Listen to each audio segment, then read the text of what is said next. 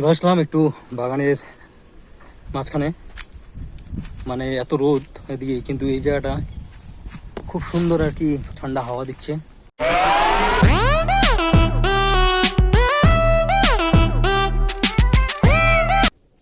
সকাল সকাল ঘুম থেকে উঠে ফ্রেশ হয়ে একটু এক্সারসাইজ করা শুরু করলাম, কারণ এক্সারসাইজটা শরীরের পক্ষে খুব জরুরি আমি যেটা মনে করি। তো সকাল সকাল উঠে একটু মানে এক্সারসাইজ শুরু করে দিলাম। আর এক্সারসাইজটা করলে অ্যাকচুয়ালি সারা দিন শরীরটা ফ্রি থাকে, খুব ভালো লাগে আর কি। কিছুক্ষণ এক্সারসাইজটা করব, করার পরে তারপরে মা চা বানাচ্ছে, চাটা খেয়ে আমাদের আবার যেটা রেগুলার ডিউটি সেটাতে জয়েন করতে হবে। তো এটা কিছুক্ষণ করার পরেই মানে যাব।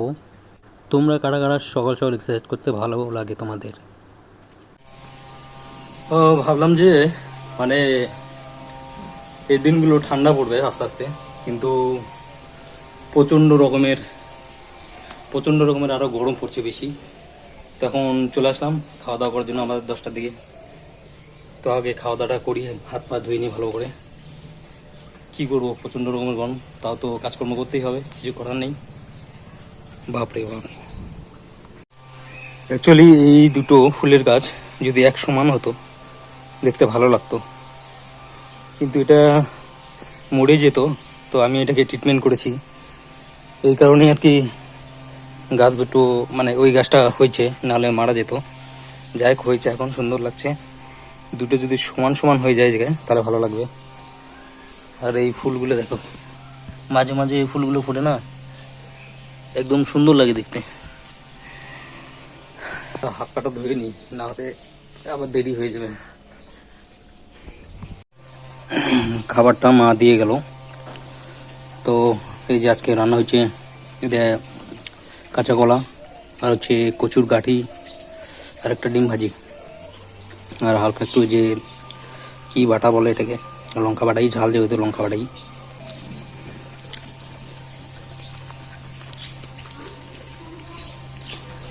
এই গরমে ডিম খাওয়া কিন্তু খুব একটা ভালো না। তো আজকে বেশি কিছু করেনি, কারণ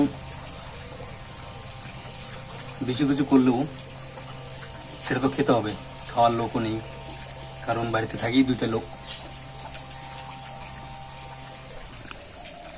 কাঁচা কলাটা অনেক দূরের থেকে এনেছিলাম, একটা ছোট্ট হাটের থেকে, গ্রামের হাট থেকে। তো অনেক কদিন চলে গেল।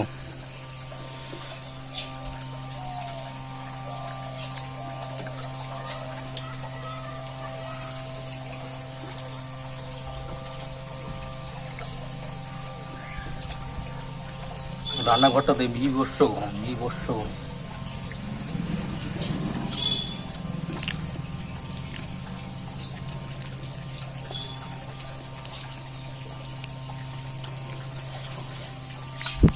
খাওয়া দাওয়াটা কমপ্লিট করে নিই ফটাফট, নাহলে কথা বলতে বলতে লেট হয়ে যাবে। খাওয়া দাওয়া কমপ্লিট। আর হচ্ছে এই টেবিলটা দেখতে পাচ্ছ, এই টেবিলটা অ্যাকচুয়ালি বানিয়েছিলাম ফুড ব্লগ করার জন্য।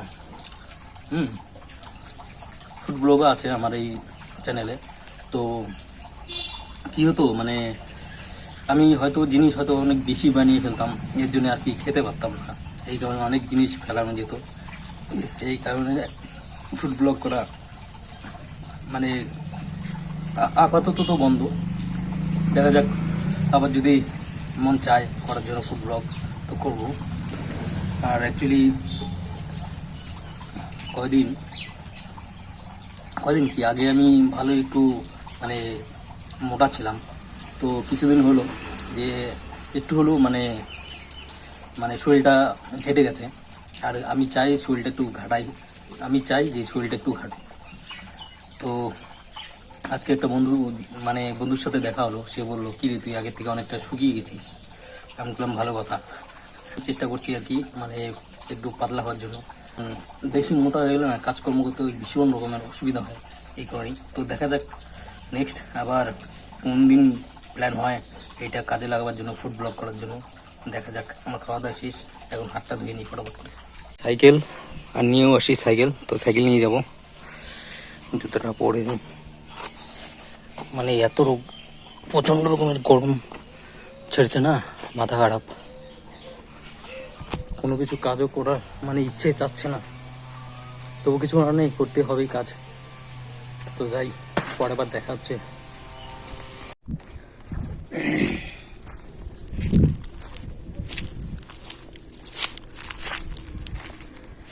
চলে আসলাম একটু বাগানের মাঝখানে, মানে এত রোদ এদিকে, কিন্তু এই জায়গাটা খুব সুন্দর আর কি, ঠান্ডা হাওয়া দিচ্ছে।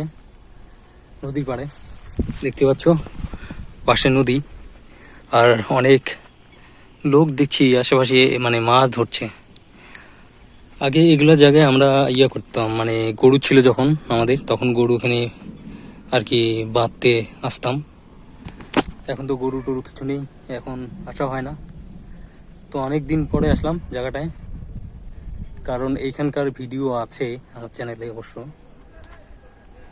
তো নদীর পাশে ইচ্ছে হচ্ছে যে মাছ ধরবো, কিন্তু অ্যাকচুয়ালি আমার হাত পায়ে যে এত সুড়সুড়ি, মানে বলার মতো না। এই জলের নিচে তো অনেক লতা পাতা পচে থাকে, তারপরে হচ্ছে কি বলে শিউলি, ওগুলো হাতে পায়ে লাগলে না, মানে আমার হাত পায়ে প্রচণ্ড রকমের মানে সুড়সুড়ি লাগে। এই কারণে মাছ তো পাই না, তার মধ্যে ওগুলো হাতের মধ্যে চলে আসলে মানে হাত পায়ে সুড়সুড়ি লাগে। এই কারণে আর কি মাছ ধরা হয় না, আর ধরতেও অতটা পারি না। আর নদীতে নানে করে অনেক কয় বছর হয়ে যায়, স্নান করা হয় না। তো হুটহাট করে যদি এখন স্নান করে বাড়িতে যাই, আর তাছাড়া গামছা বানিনি, আমি ডাইরেক্ট কাজের থেকে মানে এখানে আসলাম। তো চান টান করবো না, এমনি আসলাম একটু হাওয়া, ঠান্ডা হাওয়া। তো একটু কিছুক্ষণ এখানে সময় কাটাবো, তারপরে চলে যাব, কারণ একাই এসছি। আর আমার সাথে ওই যে ওইখানে সাইকেলটা আছে, সাইকেল নিয়ে এসছি আমি। ওরে বাবা, ওখানে মাঝখানে থেকে একটা পেঁপে গাছ হয়েছে চা বাগানে, এগুলা সব কিন্তু কোম্পানির চা বাগান। আর শুনতে পাচ্ছ মেঘ ডাকছে, এত রৌদ্র, জানি না কখন বৃষ্টি চলে আসবে। চা বাগানে মানে আসলে আর কি, মানে এত সুন্দর ঠান্ডা হাওয়া পরিবেশ। দেখতে পাচ্ছ ছোট ছোট কি ফল, এগুলো জানি না এগুলা খাওয়া যায় কিনা, কিন্তু আমি হুটহাট করে তো খাবো না। এই যে লাল লাল ছোট ছোট লাল লাল কি ফল, আদৌ খাওয়া যাবে কিনা। না না বাবা, দেখা গেলো খেটে আবার পাগল হয়ে গেলাম, তখন আর মুশকিল। যাই হোক, খুব সুন্দর হাওয়া ছেড়েছে, তোমরা দেখতে পাচ্ছ গাছপালাগুলো, পাতাগুলো নড়ছে,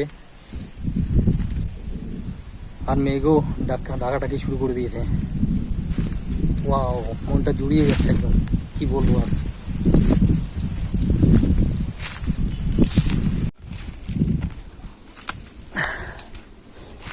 আর এই পাশ দিয়ে দেখতে পাচ্ছ অনেক মানে কুল গাছ ছিল, এই পাশে কুল গাছগুলো সব কেটে ফেলেছে। আর এই পাশে কুল গাছ কিছু, এই যে ছোট ছোট কুল গাছ আছে। যখন কুল হয়, এই কুল খাওয়ার ভিডিও কিন্তু আছে আমার চ্যানেলে, মানে ভালোই লাগে যখন পাকে ম্যাচুরেট হয়, তখন ভালো লাগে। এগুলো কোম্পানি ওই পাশে এগুলো সব উঠিয়ে ফেলে চা বাগান লাগিয়ে দিয়েছে, কিন্তু এগুলো নদীর ধারে আছে। হ্যাঁ, তো আশা করি গত বছর খেতে পারবো, যদি না ওঠায় আর কি। আর এই গাছটা নিচের ছায়াটা খুব সুন্দর, এটা ওটা মানে কি বলবো, বাগানে মাঝখানে আসলে ঠান্ডাই ঠান্ডা। আর এই যে সাইকেল নিয়ে এসছি আমি এত রোদ্রে। বাড়িতে এসে খাওয়া দাওয়া করে রেডি হয়ে নিলাম, আবার সন্ধ্যা হয়ে যাবে আস্তে আস্তে। তো এখনকার মতো এতটুকু, টাটা, বাই বাই।